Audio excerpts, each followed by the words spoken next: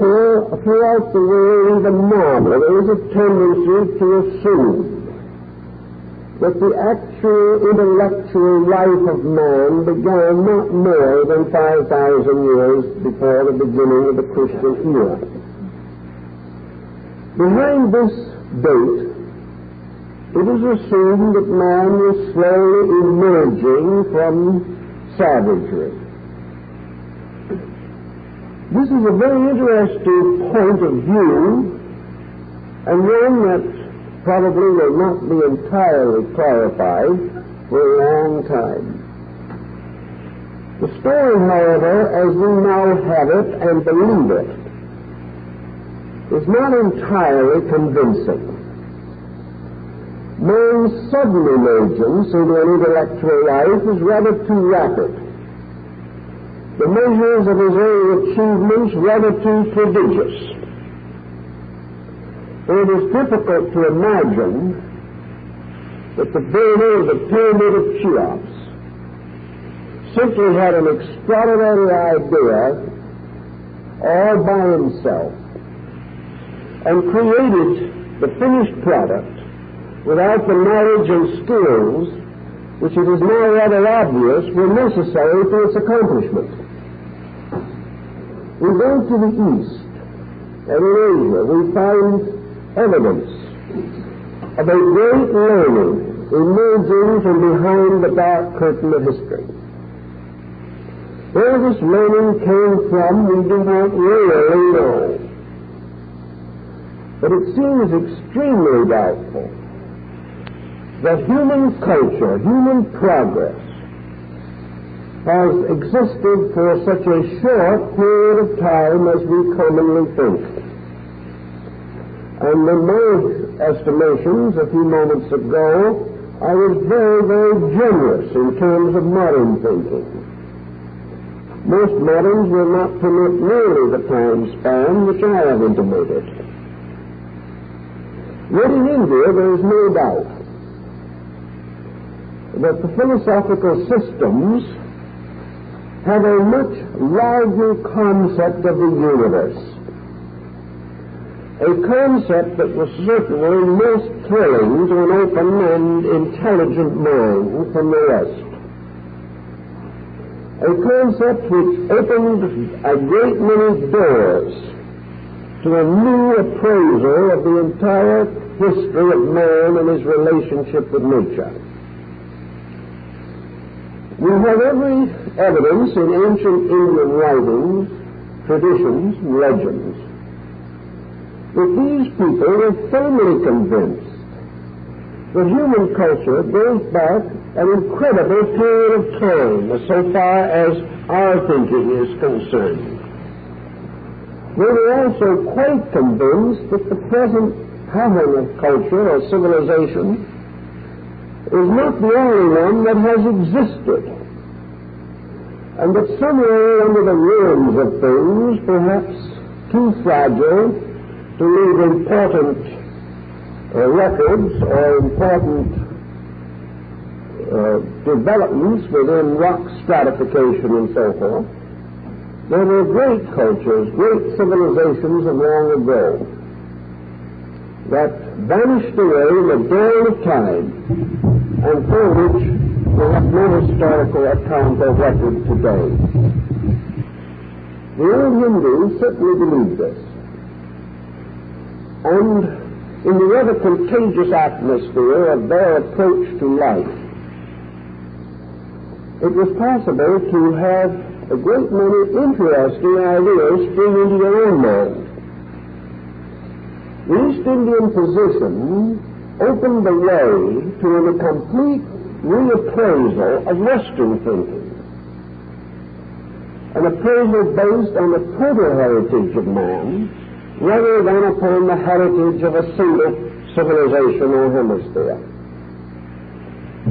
Let us then assume that in Hindu astronomy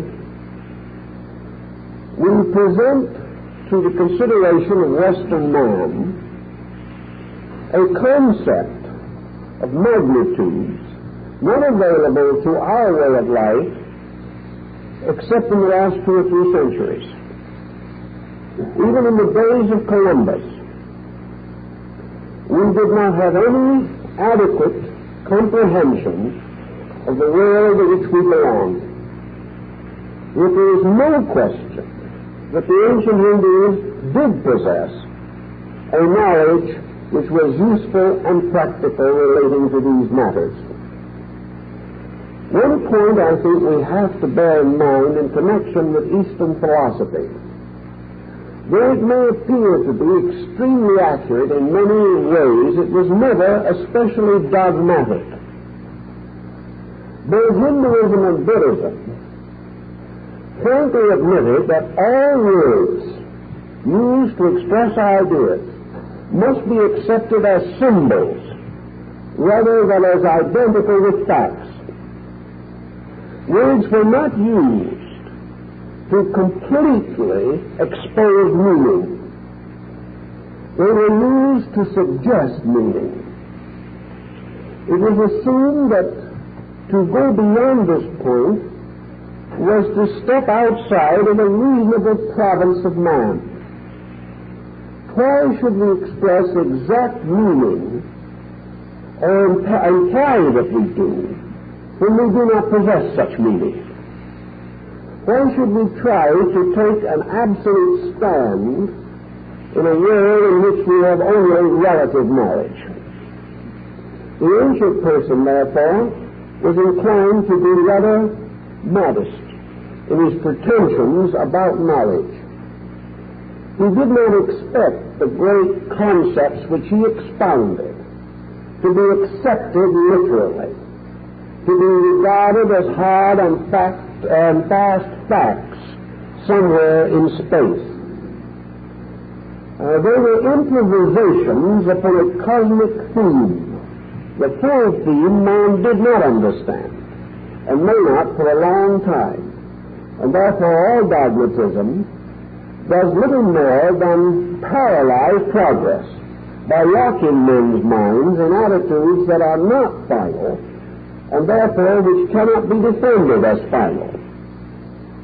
But in their astronomy, the Hindus took it for granted beyond any question that the entire field of space was not only alive, but was ensouled by consciousness.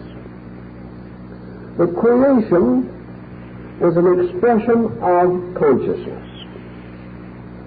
That all things as we know them arose in the divine nature, just as thoughts, ideas, inventions arise in human nature. To these people, therefore, there had to be an infinite consciousness. There had to be something so vast that it extended beyond the galaxy, that the whole pattern of the Milky Way with its millions of suns was only an incident in this consciousness, that it went on and on beyond conceivable time and space, into that which is timeless and spaceless. It proceeded from that which is finite to infinity, in all directions, and in every quality. It not only extended in terms of area, but it extended in terms of internal structure, so that the innermost parts of things were as far from our present knowledge as the outermost parts. The immensity within life is reflected in the immensity outside of living organisms. Everything, therefore, was a vast unfoldment of infinite consciousness. This infinite consciousness, by virtue of its own infinity, could conceive, generate, produce, and form anything that arose within its own nature. It therefore could produce an incredible diversity of creations, adjusting each to the circumstances of its own nature, adjusting each to the great cycles of evolutionary process which permeated and sustained the entire pattern. This consciousness also contained within its own nature the mystery of all forms of consciousness conditioned and dependent upon the cosmic mind itself. Therefore, within consciousness was mind, which is subservient to consciousness. Within consciousness and mind is feeling, which is subservient to them. And throughout all creation, life moves into activity, which again is a lesser manifestation of consciousness itself. Thus, we think of one consciousness, one life, one existence, one origin, one means, one end. All enveloped within so intricate and inconceivable a patternry that the human mind simply cannot grasp it. So the old Hindus were satisfied to simply create word pictures to give some idea of what it really could be, might be, must be. But they would not dogmatize.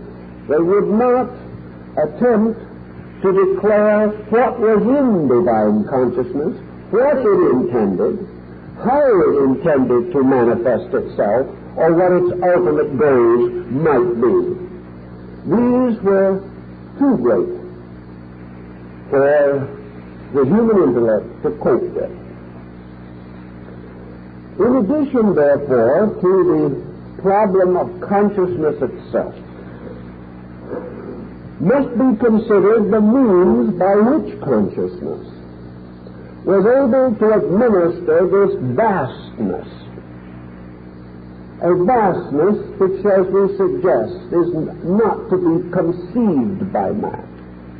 More suns, worlds, globes in space than there are grains of sand upon the earth.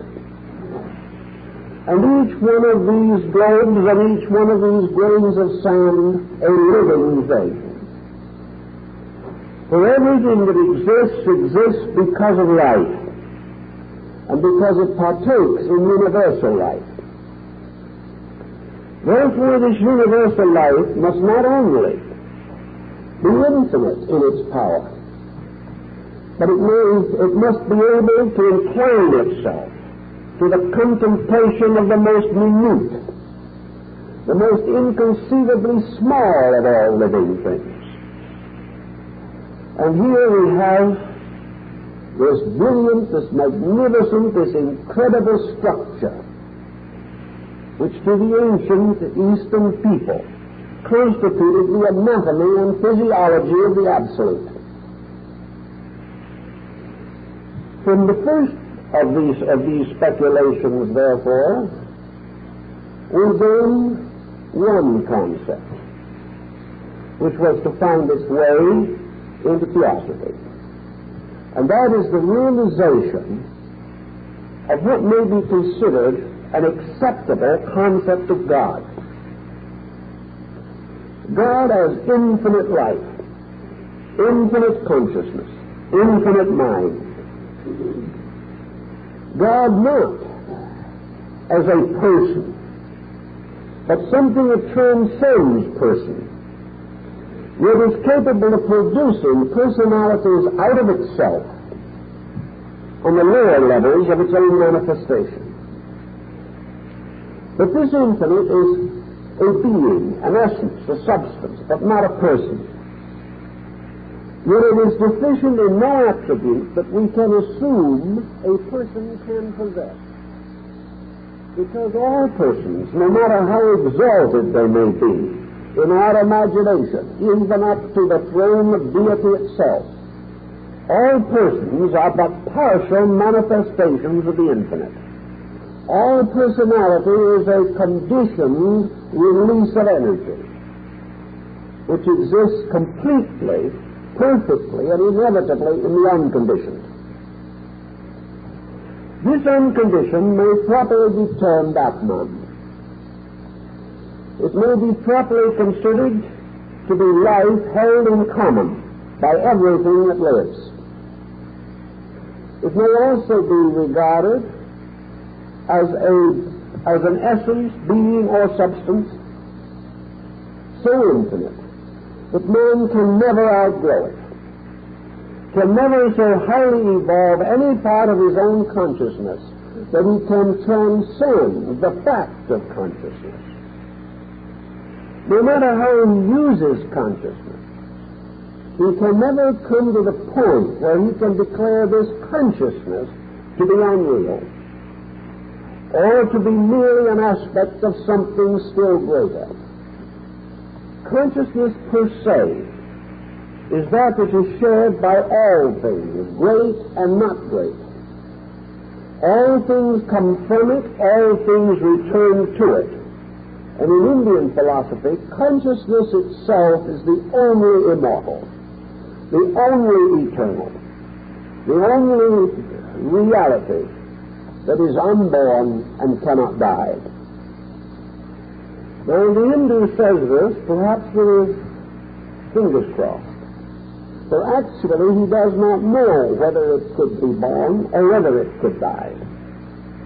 He only knows that in terms of his own comprehension, it is inconceivable. Beyond this, he can only wait until some mysterious power, in the process of infinite growth, releases the truth into manifestation for him. So we now have a universe in which the most positive and ultimate pole is consciousness. The infinitely negative pole is matter, and there is actually no difference between the two. For matter is only a mode of consciousness. Matter is only one of the infinite thought forms that arise in the infinite consciousness. Matter is not something left out. It is not an adversary. It is not a negation. It is simply a condition. For if we could penetrate matter, we would discover that the more deeply we entered into the mystery of matter, the more rapidly we would approach the true fact of consciousness. For consciousness is at the root of matter, even as it is in the absolute extensions of space. This realization of one life was perhaps originally scientific, and the Brahmin mind was astonishingly capable of scientific thinking to the degree that science is possible, but it was never obsessed with the idea that mind could master all things. The Brahmin was never certain that he could know all, or all that he knew was knowledge. He could only go as far as he could, and then admit that from that point on he was ignorant. And it was that last admission that saved him, because he was never involved in absolute dogmatism the way Western thinkers have become involved. The next point that is of importance in this consideration is the second great hypothesis, namely that consciousness, in its infinite manifestation, reveals an absolute plan. Consciousness, whatever it may be, contains within itself and stamped within every fragment of itself a pattern of process, the motion of the infinite toward the finite, and its final involvement in finiteness, and the ultimate motion of consciousness from this involvement back again to its own pure state, processes that we call involution and evolution, borrowing from the thinking of 19th century European minds like Herbert Spencer. These processes are orderly, lawful, and inevitable. Therefore, the whole of space is permeated not only by consciousness, but by consciousness purposed. It has a reason. It has a cause for its own existence. It has a destiny within itself that must ultimately be revealed. This destiny locked within consciousness itself is the only valid destiny. It has never been true and never will be true that man has the right to create a destiny. He has only the right, through the unfolding of consciousness, to become aware of destiny. All action, therefore, that is valid, all learning that is valid, must be founded in the awareness of the purposes of consciousness and the message or meaning or substance of knowledge which consciousness contains. Consciousness is therefore identical in itself with law. Law and consciousness are co-eternal and can never be separated from each other in the smallest particular or for the slightest instant of time. Law is actually the way consciousness works, and we have no redress from it at any time, under any condition. We can never ask for it to be varied or violated, because we have no power with which to cope with lawfulness. It is within us just as surely as consciousness is within us. It is conveyed to us by every ray of the sun. It is revealed to us by every alternation of the seasons. Every process in the infinite is infinitely lawful. So we have a strange and wonderful condition of eternal awareness of what it is aware we do not know. If it is aware of itself, the Hindu assumes that it is then introverted in rest. If it becomes aware of the not-self, it is then extroverted into the process of creation. And this process of creation and return to the uncreated, it represents the great tidal motion in consciousness. The tidal motion of ebbing and flowing, of becoming revealed and becoming hidden again, of moving from rest to activity, and passing from activity to rest again.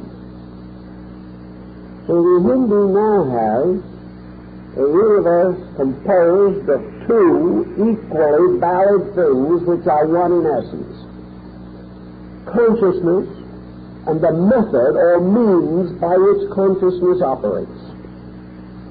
This method or means being innate, inevitable, and coeval with that which manifests through it. Thus we suddenly come into the presence of universal law. And universal law, in turn, reminds us of the relationship of man-made law to the infinite, and reminds us that the only valid relationship is that man must obey, and that all human laws must be based upon divine or universal law, or they are not valid. The third value or power that rests within the nature of infinite consciousness itself is volition.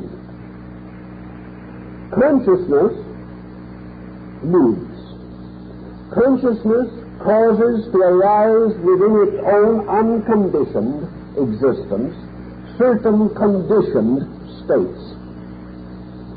Some Indian systems of philosophy assume that volition is identical with consciousness is also eternal, and that the processes of arising within consciousness are also eternal. But there is never an instant, never a time when the real manifestation of consciousness is not also operating. Therefore, consciousness is eternally created, causing to arise out of itself innumerable conditioned aspects of itself. In this way, so to say, following the law of the planting and the reaping of grain upon the earth, so that the processes of creation are forever producing a harvest and a multiplication of the seed, so that the harvest is enriched tenfold. This volitional power also rests within everything which is by nature a part of this cosmic system, and that means literally and actually everything.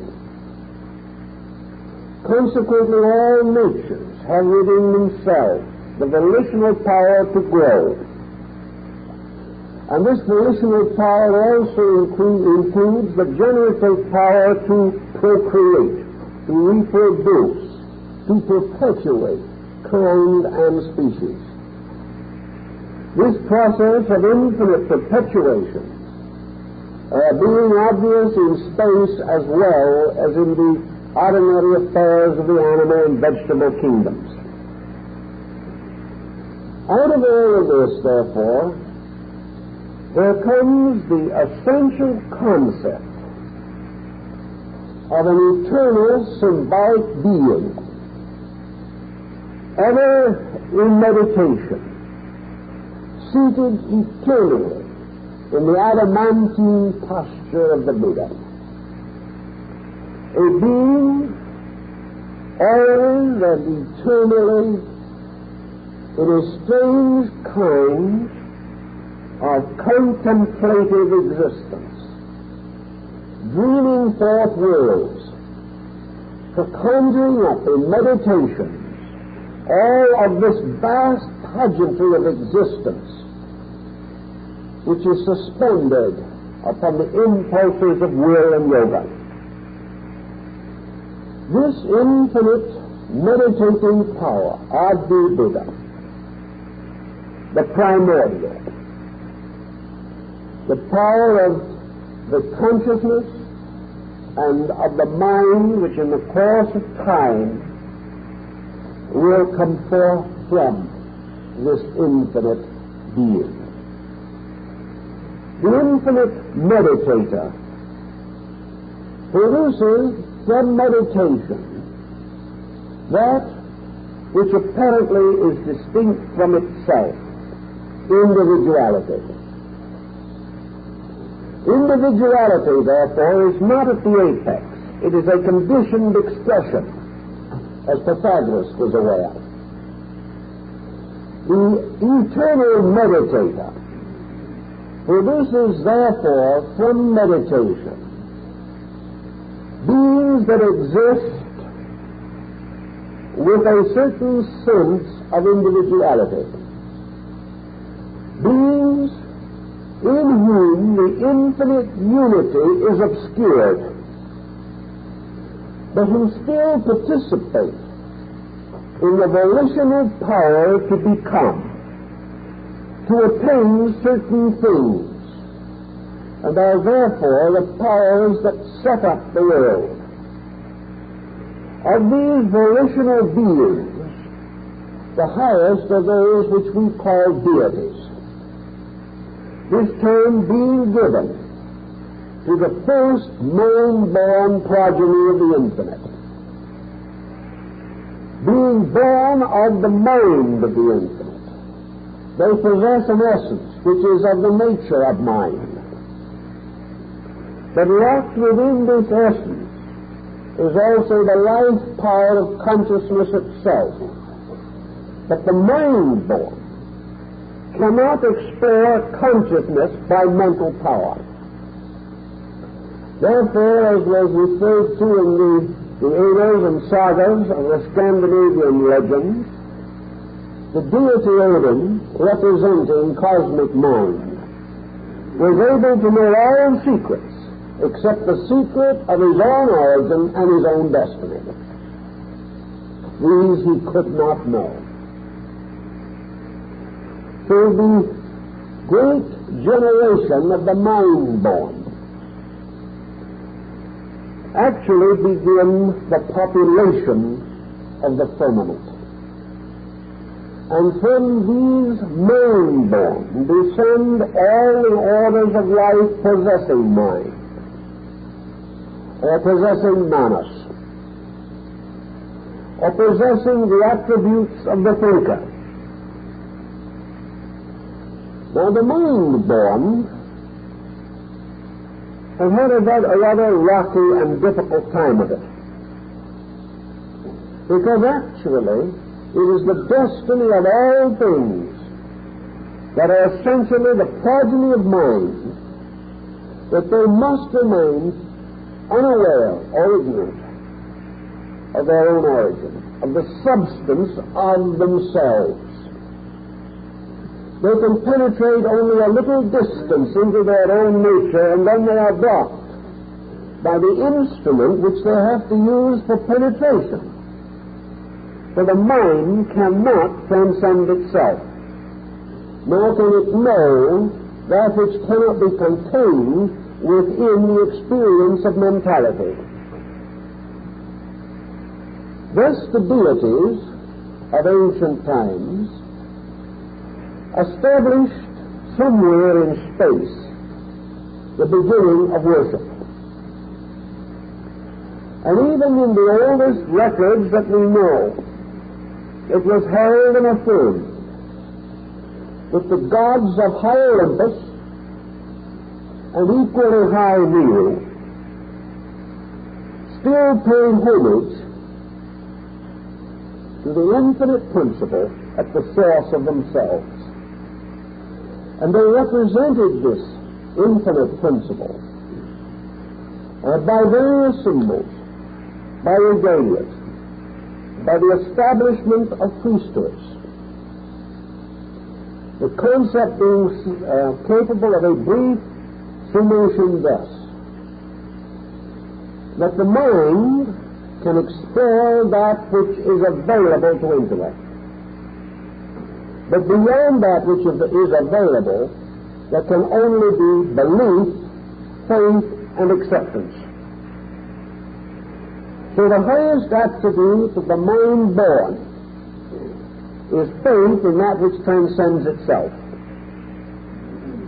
Thus it is the duty or responsibility, the opportunity and privilege of the mind-born to affirm the existence of consciousness, although the mind of itself cannot directly experience this. And every effort to utterly define it is to define it in some way. It follows, therefore, that there has been this division set up in the very process of creation itself, dividing all things into those that can know and those that cannot know. Also, it is recognized and realized that the amount that can be known is enlarged by the process of evolution and growth. That there are ways by which the individual can extend knowledge. That it is possible for him to gradually eliminate some of the interval of not knowing, for the purpose of gaining full insight into the responsibilities and obligations of his own existence. Man is not supposed to learn either to justify or console himself, nor is he to learn on the presumption that by learning he is going to take over the mastery of creation. He is supposed to learn in order that he may gradually come into a fuller insight into the plan to which he belongs, and therefore more capable of voluntary cooperation with that plan. Thus the degree of knowledge and the degree of not knowing differs with different forms of life. And in the Eastern system it is assumed that there are many ways of knowing other than those ways known to man. And the fact that a creature is not equipped to use such methods as we possess in no way implies that that creature cannot know.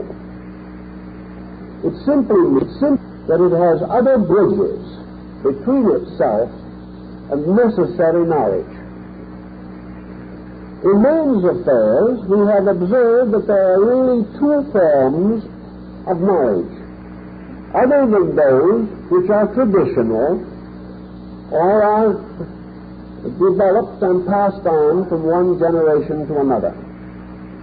One of these forms is instinct, and the other is intuition. Instinct is a term which we apply to ways of finding out about things without mind, or with a kind of mind that we regard as unequipped or unable to rationalize. Intuition is a term which we apply to processes that transcend the mind, or seem to cause it to extend further into the unknown than might reasonably be expected. Intuition, of course, is the subconscious process of becoming gradually aware of the universe that extends beyond mind, and in the course of time gaining certain rudimentary insight as to the probabilities of this larger region. Now, the gods in Indian philosophy, which are the mind-born of the meditating power, represent those forces which are peculiarly related to the manifestation of created patterns in space. Gods represent units of mind within which worlds are evolved. These mental units must enclose, at least psychologically, their creations. For each creation must be subservient to its own creating power.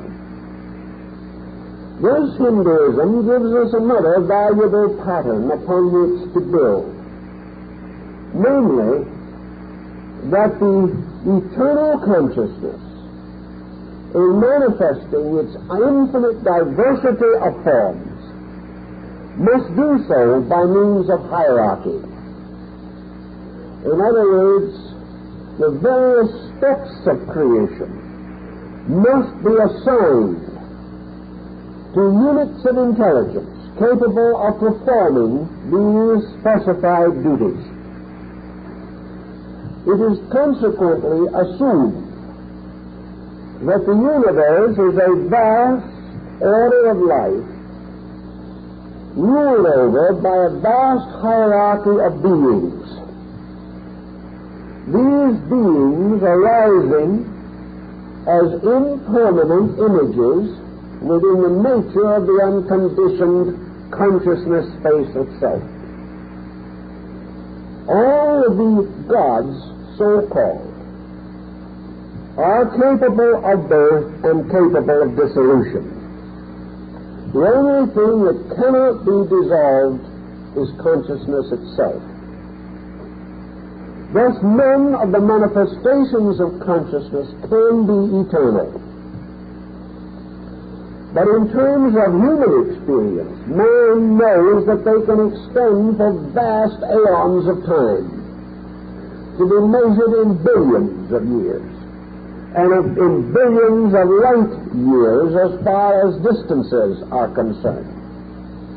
Yet although to us such vast beings, the great stars, and those powers even beyond stars which are invisible to us, but are infinitely greater than any galaxy that we can contemplate, all of these are subject to dissolution, and must, according to the great cycles to which they belong, pass through the mystery of sleeping and waking, and of life and death, like all other created things. Whereas the ancient Jewish prophet said, "Oh, it is only the Lord God of Israel who neither slumbers nor sleeps. It is consciousness itself that alone passes through no process of losing its own nature or regaining it. But loss of selfhood and the regaining of selfhood can exist within it, but it cannot itself be lost, divided, or cease for one instant in its own awareness of its own being." And if we wish to assume this concept to be more or less the idea behind Indian philosophy of the universe, and that this process takes place within vast cycles of time running into billions of years, and that all the different levels of the cosmos have their own cycles, their own time periods, which are to us immensities beyond calculation, then we have what might be termed the great machinery of the cosmos. We have a machinery which, according to the Eastern mind, is ensouled with life. The final proof of this ensoulment being the fact that it is alive, and that in the very process of becoming alive, it becomes subservient to the infinite laws of life and generation, so that all of this vast progeny in space unfolds, grows, matures, fulfills its destiny in a perfectly orderly and completely purposeful manner. Now, this might be considered a very brief summary of the psychocosmical process. Now, we know that out of this later rose the other system of thinking to which modern Blavatsky was most addicted, and that was Mahayana Buddhism. We know definitely that Buddha himself had available to him these great universal concepts of Hinduism, because he possessed this as a natural birthright, being of princely origin and belonging to the caste of the warriors. Gautama Buddha was naturally instructed in this ancient lore, and so were most of those early companions who formed the first cycle of the patriarchs and the arhats. Just as most of the early Christians were derived from Orthodox Jewish backgrounds, so most of the early Buddhists were born of Hindu families, trained and raised in Hinduism. Consequently, they shared together this kind of an attitude toward life. It was this basic information which they did share in common that probably did the most to protect early Buddhism from some of the pitfalls that have been so detrimental to other religions that did not have an adequate grasp of universal immensities. Our modern astronomers today would probably regard the Hindu position as almost ultra-conservative. They would say that it is even bigger than India anciently thought it was. But even the modern astronomer, with all his discoveries, cannot outwit the moral implications of the Hindu theology. Astronomy has not been able to prove or demonstrate that consciousness does not exist. It has not found any other answer to take the place of the great concept of Eastern mysticism. Modern astronomy is satisfied to try to explain the nebular hypothesis, prove it or refute it. It is satisfied to explore slowly and painfully the substances of the astronomical diffusion. But even today, after thousands of years, the astronomer cannot actually find serious fault with the Hindu thinking. In some way, long ago, intuitively at least, these Eastern peoples hit upon the one tremendous fact of immensity. They realized that the universe was not merely one little solar system. And they also realized that whatever the divine power was that ruled all things could not simply be locked up within the structure of a single planet or develop itself harmoniously in the atmosphere of a single religion. These things could not be. This does not prove the religions were wrong.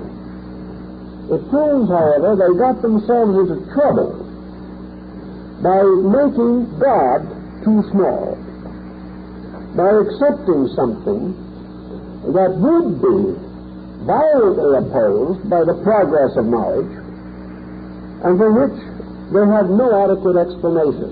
Buddhism escaped this along with Hinduism, and that is the reason why the impact of Western knowledge upon Buddhist countries has caused no religious upheaval. These countries were perfectly willing to accept it.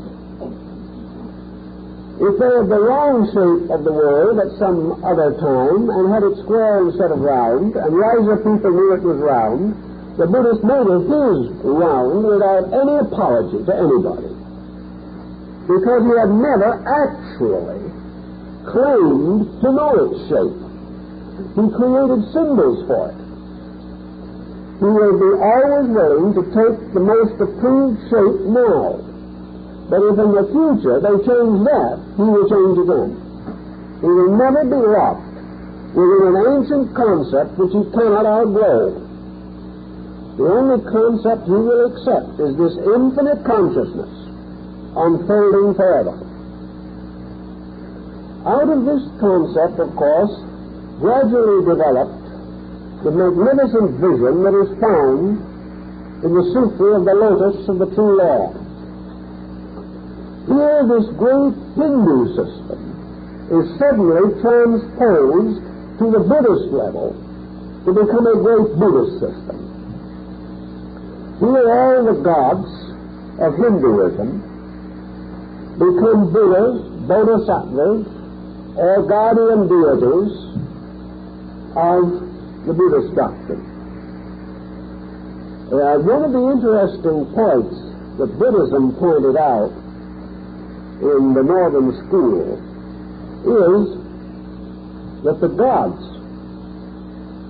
whether they be Brahma or Shiva or any of the deities of Hinduism, must also learn what they already do not know, namely that they are thoughts in the divine mind just as man is, and that actually what they term gods are not really gods at all. They are just consciousness growing up in space, and man and the gods are a single fabric, with the gods as elder brothers and man as younger brothers. But not should we assume deities to be special creations, separate from law, or capable of breaking law any more than the humblest atom can do so. So actually, in the process of its development, Northern Buddhism adopted most of the gods and gave them a larger education toward the further enlightenment of their own beings. And we therefore find the story, as referred to in many of the ancient carvings, of the deities Brahma and Indra seated at the feet of Buddha receiving instruction. Why? Not because an historical Buddha instructed them, but because, like all other things and all other beings, they had to finally sit at the feet of consciousness and learn the ineffables, which as separate beings they could not completely understand. Buddhism, consequently, suddenly populated the firmament with a new kind of being called a Buddha. And never at any time were these Buddhas gods. They were always and forever simply part of the great creation growing up. They were orders of life, legitimate orders, evolving from the lowest to the highest, along with everything that existed. And here we do have a hint of the meaning of the Greek concept of heroes.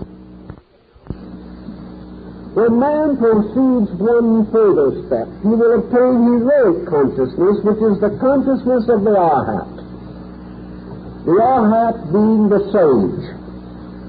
The Arhat being in Buddhism the one who has accepted the doctrine and is resolved to perfect his own nature. This, therefore, represents another order of life. Man, below him the animal, above him the Arhat.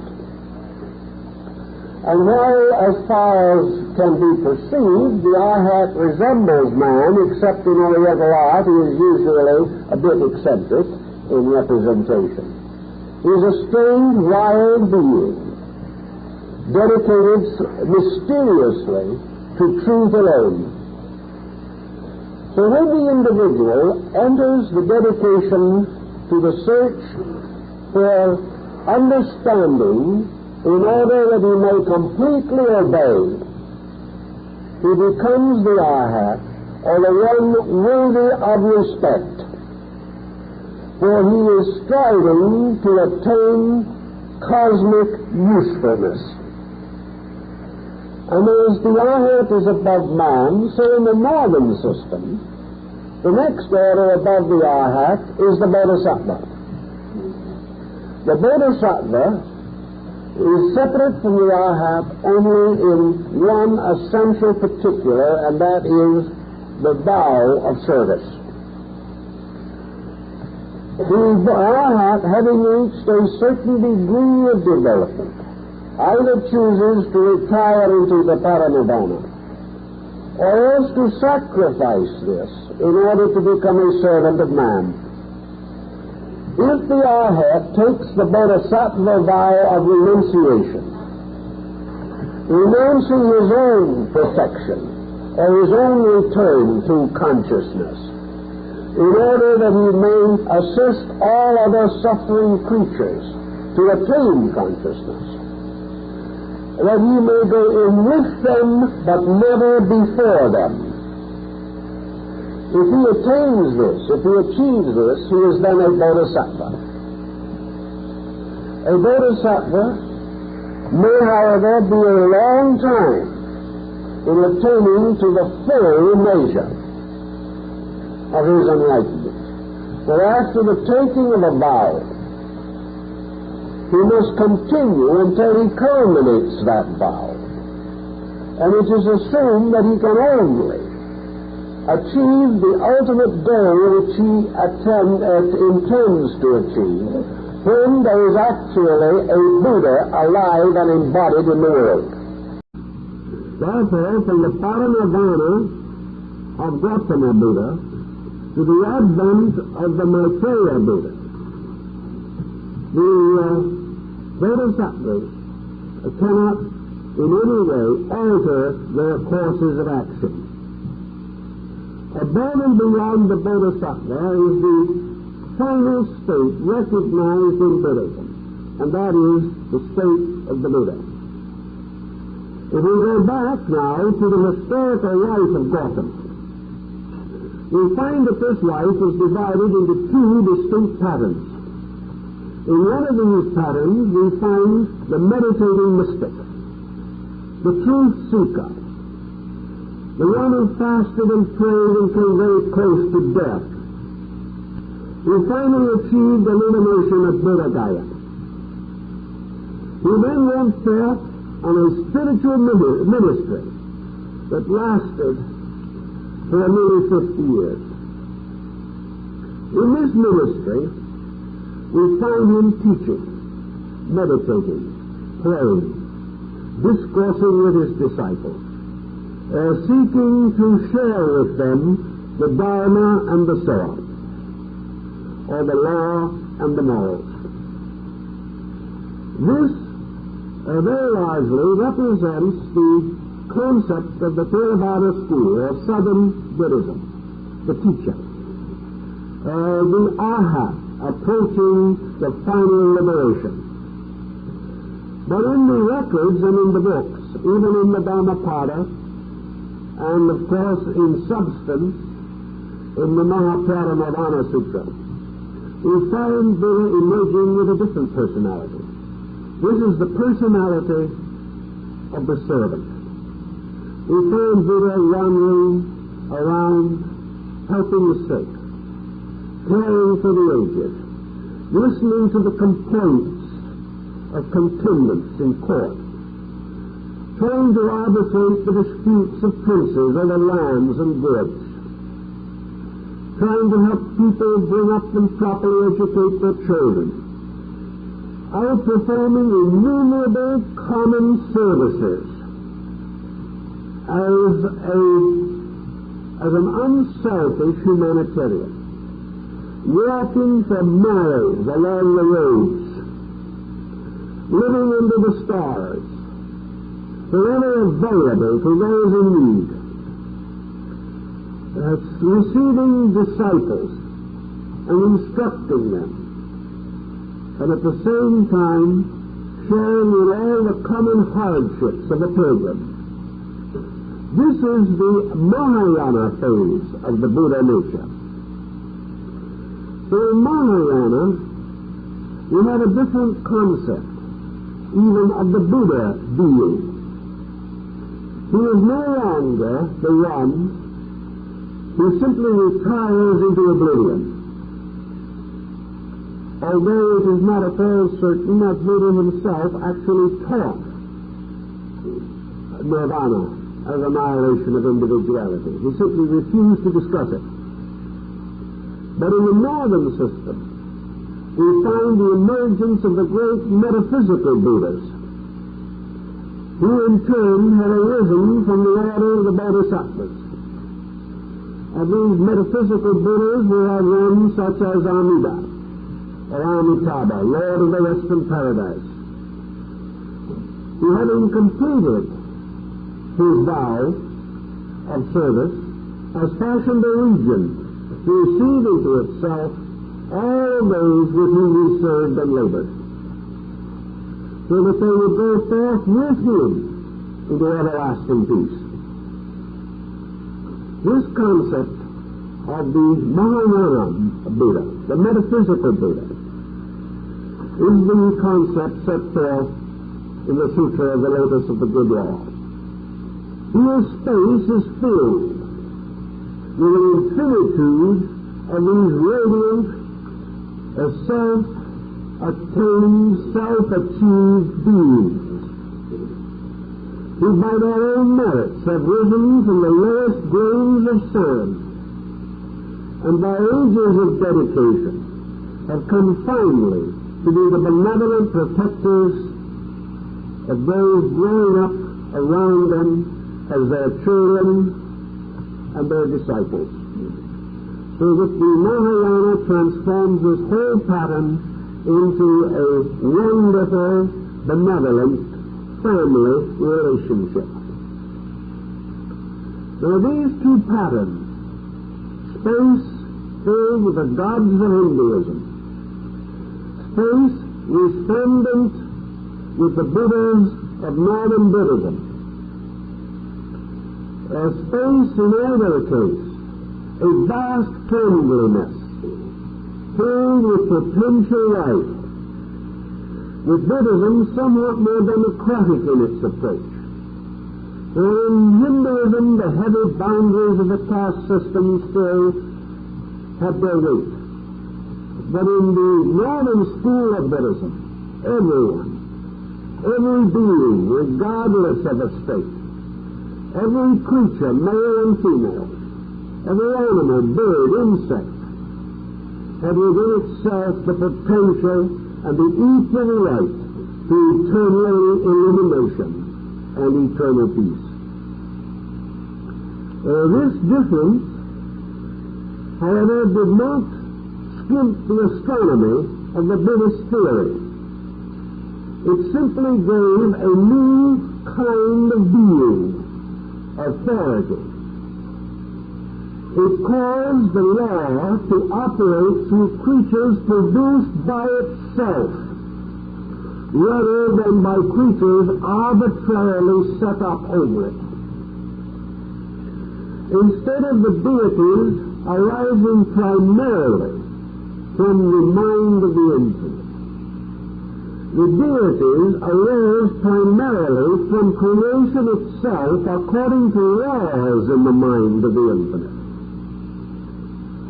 And the universe was transformed into a great process of growth, an infinite unfoldment of the Buddha seed, the bija, as it was called, the seed that is everywhere and in everything, the seed that is symbolized by the beautiful pagoda and the relic contained within it.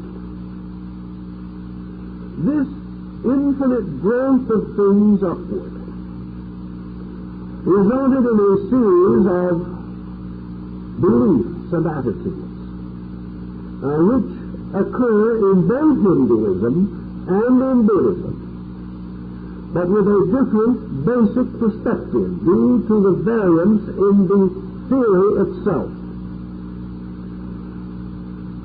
The Hindu system developed a series of teachers suspended from the Supreme Being, Shiva, as the Mahaguru, as the great teacher of all things. In this sense, the educational system was established as a certainty, as a fact, as a reality, and the teachers of it were instructed by their teachers, and these in turn by still higher teachers, until at the source of all things was the great teacher, Shiva. Here we have a dogmatism descending, a concept that all truths were established in a descent of teaching, and that these truths reached this planet from other worlds, and that the great cluster of the esoteric order for our solar system occupies the mysterious Gobina in the Gobi Desert of Mongolia, and that of the whole solar system was polarized in the constellation of the bear, the great bear, or the Rishi, the stars of the immortal teachers. It follows, therefore, that in Hinduism, man moves step by step along a path that had been clearly set for him by divinity, and that the great virtue rested in the unconditioned acceptance of this, and the continual acceptance of the instruction of the guru. And that this instruction demanded the absolute loyalty of the disciple, because the guru was, by a kind of apostolic succession, descended from truth itself. The guru system, therefore, was a great structure of spiritual education, which at one time, of course, also included education in practically all secular matters. The Buddhist system was essentially not too different, but there was one very curious difference, which in a way altered the whole picture, more than we have any realization about until we begin the actual study of the yoga and of the tantra. This is that the great schools arose not from mysterious superhuman beings, messengers or avatars of deity, but the great schools, like man himself, evolved upward out of the darkness of ignorance, and may therefore properly be represented by the open blossom of the blue lotus, which, having sent its stem up through the mud and the water, finally opens its immaculate blossom upon the surface and adores the sun. Thus in Buddhism, the great schools, so-called, are really created by enlightened, illumined human beings. These schools have no significance, no meaning, and no purpose outside of humanity. The symbolism is only valid because man is the creature that he is. They are fashioned from human necessity and not by divine dictatorship. In substance, their instruction is not very different. But the disciple or student is always reminded that the final unfoldment of knowledge is a voluntary action of his own. That it is the release of truth in himself that constitutes achievement. Truth is not bestowed by any power. Truth is innate and is released by aspiration, dedication, and discipline. Thus the Buddha seed is the reason why man can know.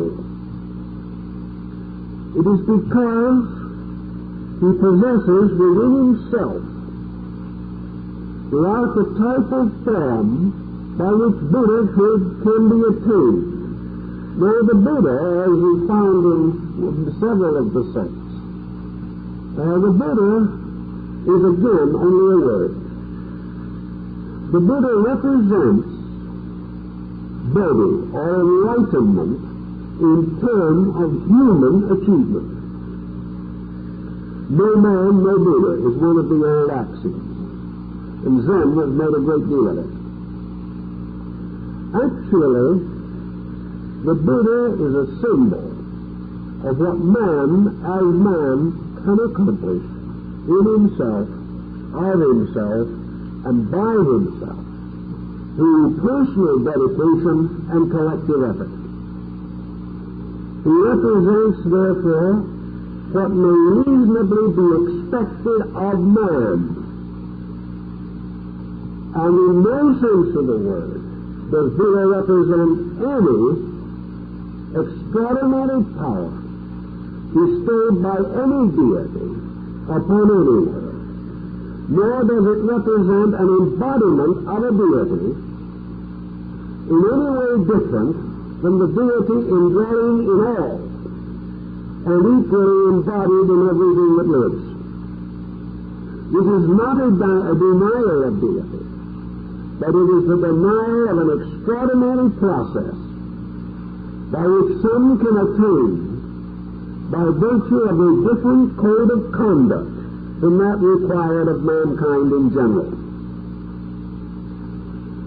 It then actually means that the term Buddha was applied anciently to a historical person, but gradually came to represent the archetypal human being in the fullest development of his humanity. We have exactly the same process of transformation taking place in the New Testament, where Jesus, the human teacher, is gradually identified with the Christos, the universal mystery of life. And it was Paul who transformed a Syrian sect into a world religion. It is in the same way that Northern Buddhism transformed a sect that was practically extinct in India into one of the most powerful forces in the moral history of Asia. This transformation was achieved by one circumstance basically, namely that Buddha represented nothing extraordinary, nothing miraculous, nothing utterly wonderful, only the natural virtue of man given an opportunity to express itself through right dedication to the great labors of human redemption. In this sense, therefore, the esoteric schools in Buddhism represent, therefore, the grades of schools established by those who have walked the path themselves. Every teacher in Buddhism has a clear and fond memory of his own total ignorance. He is also enabled, much as the Buddha did in the Jataka tales, to describe the incidents of his own previous embodiments, many of which were not commendable, but which represented in their time and under their circumstances the groping of human consciousness for reality. The Buddhist esoteric school, therefore, is tied to the pattern of experience rather than the pattern of revelation.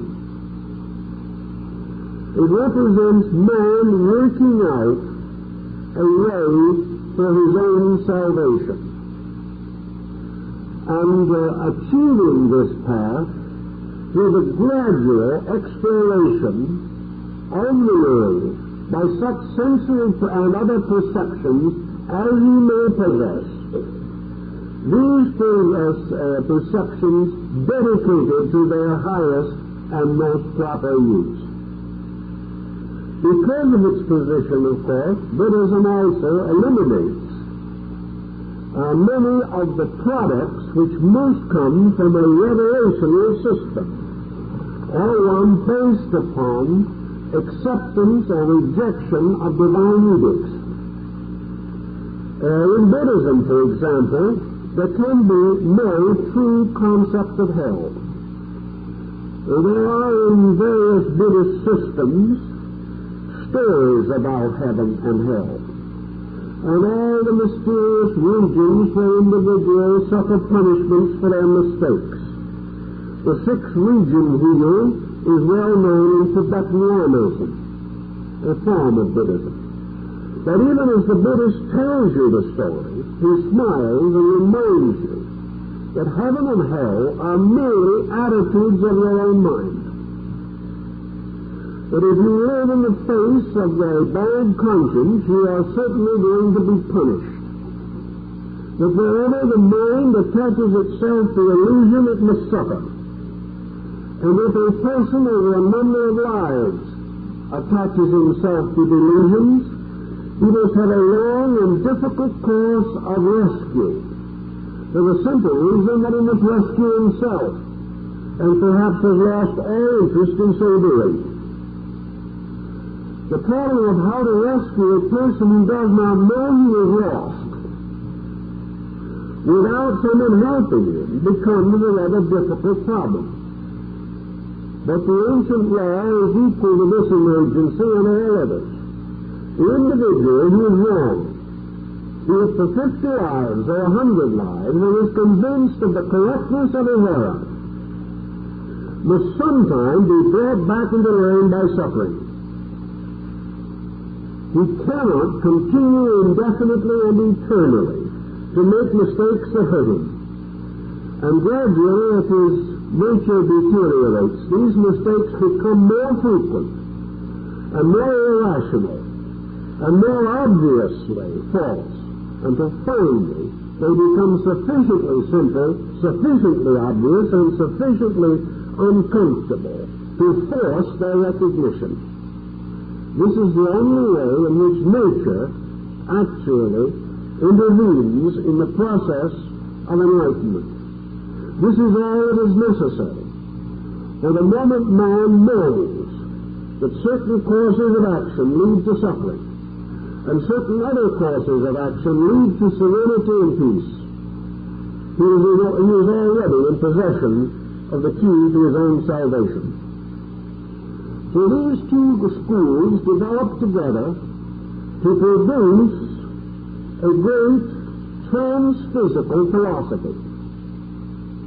Neither Brahmanism or Hinduism would like to be called metaphysical, and neither, finally, would Buddhism.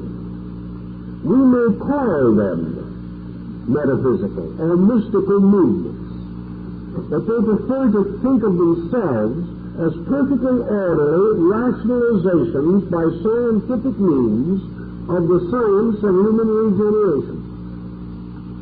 They prefer to be regarded simply as a lawful way out of the confusion, mystery, and maze of human life. The only answers to those problems which commonly burden all of us. Madame Blavatsky, taking these two systems and several others, did something which has always been completely permissible later, but has nearly always led to a horrible situation when it was attempted in the Western world. Namely, Madame Blavatsky followed the processes of the old Greenies and Arhats of ages. She brought the elements together in a new arrangement. As far as I can see, she combined these two systems to create a structure which she regarded as suitable to the needs of people of the 20th and 19th centuries. She fully realized that many aspects of Oriental philosophy could not be applied after the passing of thousands of years to the conditions of modern people. Also that prejudices and opinions were such that it was very important to strip these older beliefs of any associations which might damage their acceptance. After all, the gods are not proud. There is no particular reward in nature for orthodoxy. The only people who really appreciate it are the orthodox people themselves. For the rest, it has no valid significance. The schools of Indian philosophy arose over a long period of time. There were many splinter groups. Most of them were respected. Each one was regarded as a perfectly reasonable development to meet the needs of people with special requirements. Thus, long before the advent of Buddha, there have been many systems of philosophy set up in Asia. These systems, of course, reveal one thing that we cannot fail to notice, namely that even in India in that time, while certain immense facts were known, India was still captured in the web of its own realization, namely that creation as we know it is a mental entity, therefore incapable of identification with absolute truth itself, only in some conditioned way. This man searching for truths, instead of being dogmatic and insisting that one has it and no one else can have it. In India, from the early time, it was assumed that truth would probably ultimately be realized as the sum of all honorable seeking. That each individual, discovering some fragment of a new knowledge or a more advanced knowledge, was thereby contributing to the ultimate revelation of one religion. Religions were therefore in Hinduism inescapably one, regardless of how many sects were set up. Sectarianism was merely a manifestation of the absolute unity of truth. The Buddhist held almost exactly the same point of view on this. He was never greatly disturbed over the rise of new schools. And in the northern system, in the Mahayana, there were many new schools, many patriarchs wrote important commentaries upon the ancient sutras. Even actual sacred books were written long after the death of Buddha and attributed to him, or rather to the consciousness of him, operating in the lives of the patriarchs, abbots, saints, and leaders, mahats of the faith. There was no concept of the idea that the day of revelation was dated. Revelation came to the individual wounded, and it could come to him in early day or in late day. It made no difference. It was his own merit. And having received this revelation, he was perfectly justified in teaching it. And this was the policy in Japan, and the sects of Japanese Buddhism that exist today, that either derived from Chinese schools that were brought to Japan, or else were indigenous and developed within Japanese life itself as a necessary means of interpreting a foreign religion. So if Madame Blavatsky followed the ancient order, he would feel perfect freedom in rearranging certain patterns to produce what she would regard as an appropriate dispensation. In this, it is believed or traditionally held that she was assisted by certain adepts who were of other or different religions. One of them, by name, obviously a Buddhist, another a Hindu, one a Eurasian, and another a European. These various leaders unfolded spiritual centers of life, whereby were perfectly justified in reshaping and restating the Western people certain essential, usable, practical principles of Eastern esotericism. This, apparently, is what was accomplished. I have thought this matter over with both Orthodox Hindus and Orthodox Buddhists. Most of them are quite convinced that the message which Madame Blavatsky brought was entirely legitimate. They are also convinced, however, that it is not identical either with Hinduism or Buddhism as these are exoterically practiced today. She did not claim that they were. She claimed, rather, to have derived their information from certain secret sources and old foundations, by the means of which she sought to circumscribe, or in one way or another, modify the later teachings, which probably would have been a little too controversial for acceptance by non-Oriental people. As a result of that, what she accomplished is broadly acceptable to both Hindus and Buddhists.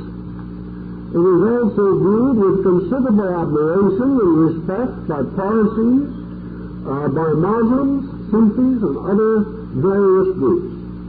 Of course, this acceptance depends to a great degree upon the basic attitudes of the groups themselves.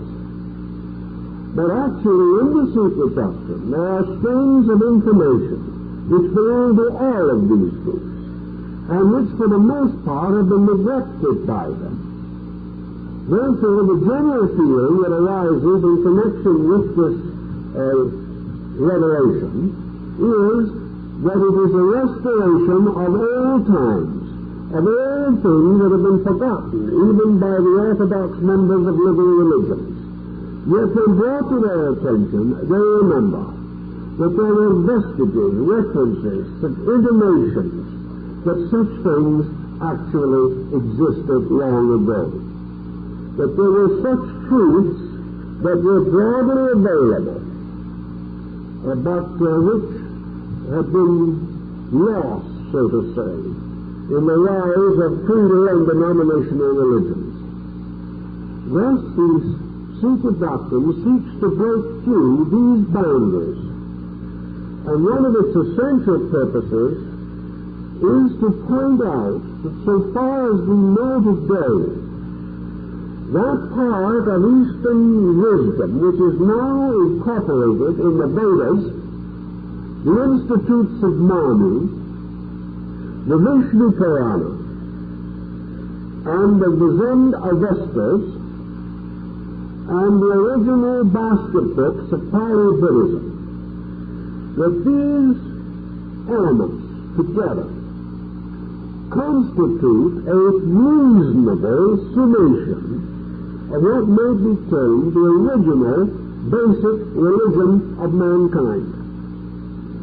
That at a remote time, even in this world in which we live, there was a common spiritual heritage. We have discovered in recent years, for example, what looks as though it is going to be a key to the basic language of mankind. And we have long believed that there were a number of root languages which were separate and for which there could be found no reasonable common denominator.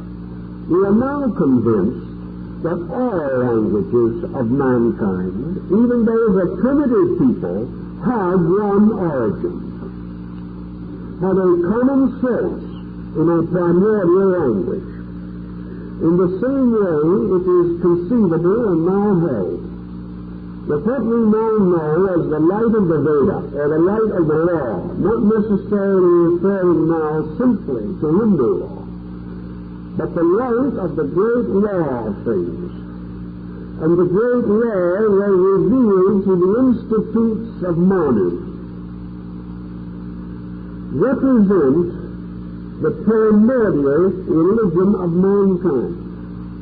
That this religion developed either in the valley of the Indus or perhaps in the great Trans-Asian area involving and bridging from Persia to China.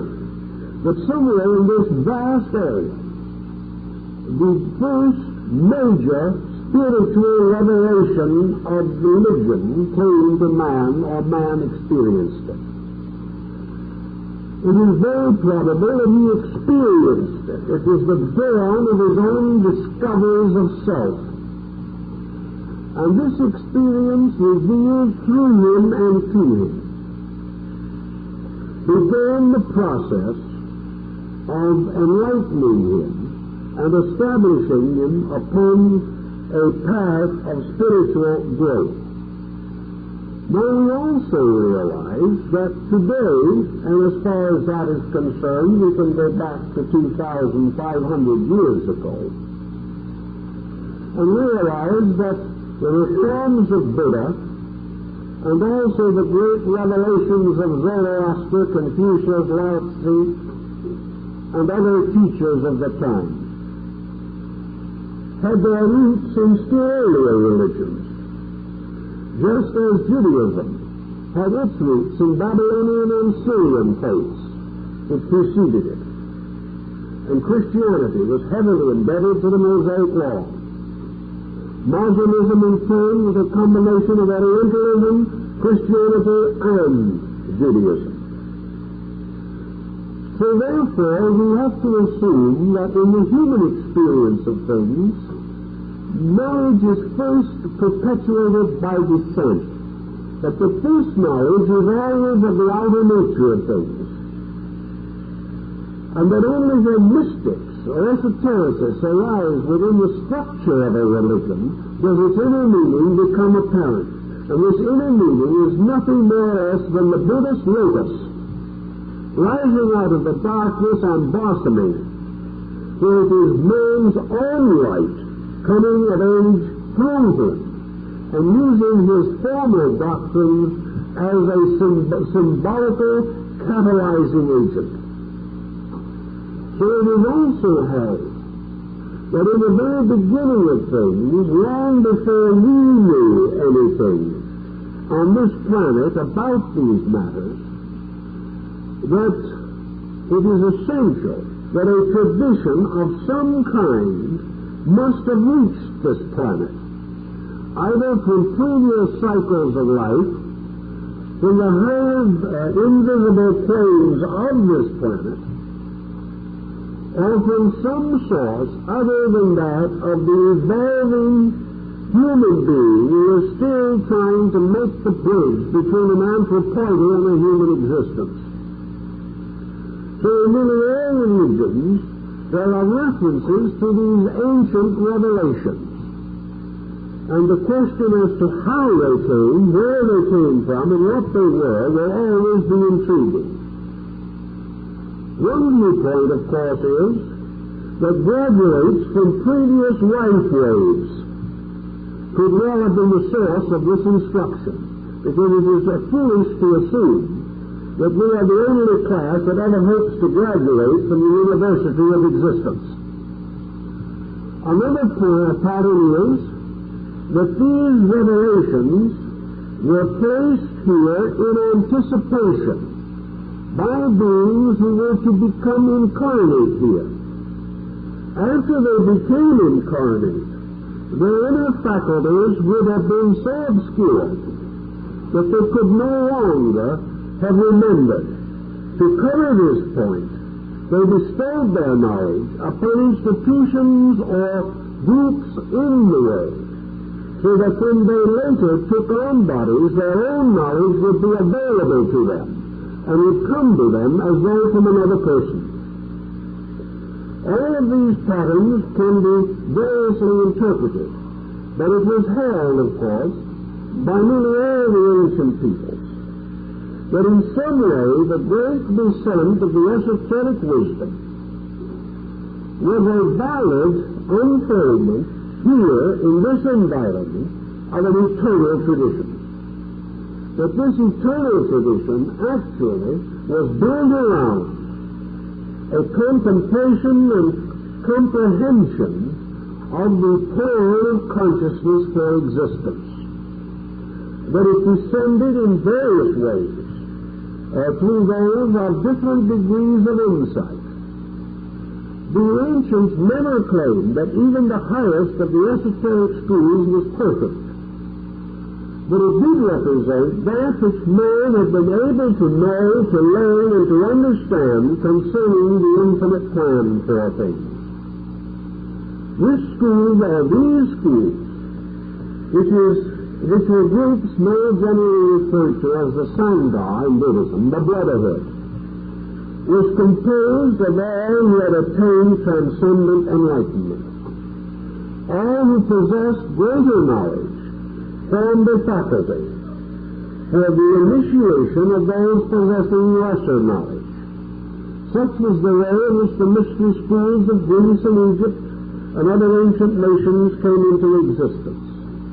The initiators had themselves received the enlightenment, but most of all, They had received the disciplines by means of which they could unfold their own inner powers to the degree that they could comprehend as personal experience certain extensions of mental and spiritual insight. It was therefore assumed, either by the Buddhists or by the Hindus, that the only valid source of knowledge had to be the awakened faculties and powers of the individual. These powers and these faculties would lead him to what the ancients called the lesser mysteries. They would lead him up to the point where the mind fulfilled its own destiny. They would take him as near to truth as man could bring him, and would give him, therefore, a complete rationalization of the purposes of existence as man himself can know them, or can learn them, either by theory or practice, so that finally the individual comes to the circumference of the universe of mind. And here he stands, so to say, or sits, as according to the Buddhist philosophy, on what is called the threshold of vacuity. He goes as far as he can go. One step further, and he can never again capture even his own mentality. One step further, and he must go into a superior state of existence, which he cannot estimate, and which from this side of the veil appears to be nothing. It appears to be a vacuum, an absolute blank. That is the reason why it was called vacuity in the old writings. But we are now in a position to be very doubtful about the whole problem of vacuity. For we have suddenly discovered what we always affirmed, namely that nature abhors a vacuum. We have no reason to believe that vacuum exists. We can produce certain types of artificial vacuum in a laboratory, but we're not even sure that that is a true vacuum. What we really are beginning to suspect is that what we know as the unknown is actually the fullness of all things worth knowing. The consciousness itself, with all its magnificent equipment, lies in this thing that we call vacuum. In any event, mind having achieved its highest degree of attainment is expressed in the Seven School by the Arhat in Buddhism, who has brought the mind under perfect discipline and can renounce it without a moment's hesitation, perfectly willing to exchange mind for vacuum if such is the fact, but deeply convinced that there is something beyond vacuum. In the northern system, we have the Bodhisattva, who having reached the boundaries of this mysterious realm, must either return and serve, or must continue on to the final state of existence, which is described by the old Buddhist poem that has the line in it, gone, gone, gone, to the other shore. The end of this condition that we know, that which steps through never returns. And this stepping through is an infinitely more momentous thing than the very simple and comparatively unimportant process of stepping through the gate of death into that which lies beyond. But this Bodhisattva state is as far as the individual can go and retain self-awareness and be aware of existence as an intellectual entity in relation to other entities. Whatever lies beyond must be, to the northern Buddhist, nirvana, to the southern Buddhist, some mysterious abode of infinite peace, and to the Hindu, the attainment of identity with Atman through the process of the final samadhi. These different processes all represent the step from the lesser mysteries to the greater. The step from conditioned knowledge, still largely infiltrated with ignorance, to infinite unconditioned knowledge, which is actual participation in the consciousness of eternity itself. Now, all this elaborate machinery, so-called, is actually very simple in substance. For each individual, where he is, can make this step. He must make it himself. He can receive some help, some guidance, some instruction, but it is only through the discipline of his own consciousness, the regeneration of his own nature, the purification of his own thoughts and emotions, that this transition can actually be made, and no one can make it for him, nor can they practice virtues for him. He must achieve his own. Out of this concept, then, was developed a philosophy of Eastern thinking, which brings together the vast background of belief, tradition, universal attitude, everything necessary to strongly defend and support this primitive, eternal path of salvation. Madame Blavatsky brought this material together in the secret doctrine in the hope that the weight of this evidence, the mass of it, and the integrity of its basic concept would assure its reasonable recognition by truth seekers in all parts of the world. And while the work has never as yet received the full recognition to which it is entitled, as probably the greatest compilation of such material that has ever been made, it is still only fair to say that with the passing of time, interest has increased rather than decreased. And more the advancements of our common knowledge are revealing to us the accuracy of the esoteric tradition. And sometimes, based upon this continuing experience, we may open our eyes sufficiently to have some concept, some understanding, some insight of the magnificent universe in which we live and the wonderful destiny for which we were created. When we begin to think in this way, most of the common problems of our daily living will automatically solve themselves. Well, time is up, so that's all we can do for this evening.